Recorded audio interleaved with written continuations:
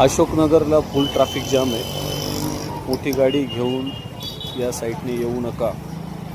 महिंद्रा कंपनीचं गेट आणि अंबिका स्वीटपर्यंत फुल traffic jam आहे. फुल मोठ्या गाडीला कमीत कमी अर्धा एक तास लागेल.